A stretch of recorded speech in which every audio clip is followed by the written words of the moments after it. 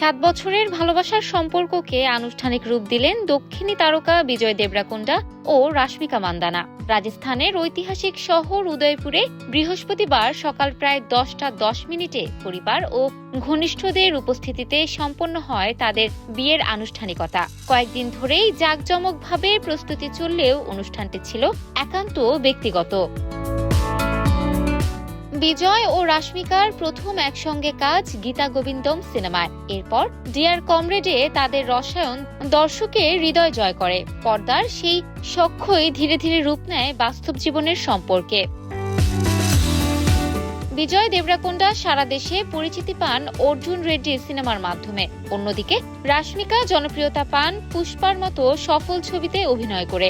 ভক্তদের দেয়া ভিরোস নামকে সম্মান জানিয়ে নিজেদের এই মিলনের নাম দিয়েছেন ভিরোসের বিয়ে। ইতোমধ্যেই সামাজিক মাধ্যমে শুভেচ্ছার বন্যায় ভাসছেন নবদম্পতি।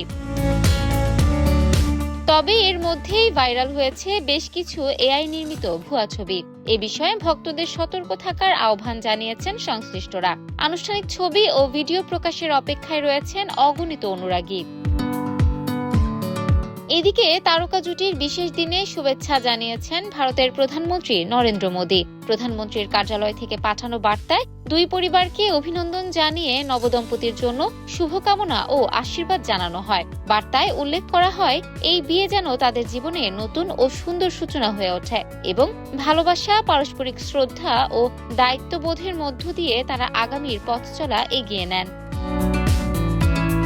প্রধানমন্ত্রীর এই শুভেচ্ছা বার্তা তারকা জুটির ইনস্টাগ্রাম থেকেও প্রকাশ করা হয়েছে।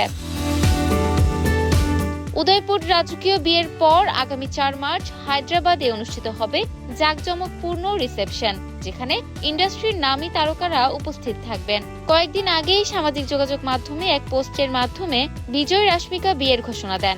এরপরই শুরু হয় ভিরোস জুটির বিয়ের কাউন্টডাউন। ইফফাত আর আইরিন, ক্যাম্পাস টাইমস।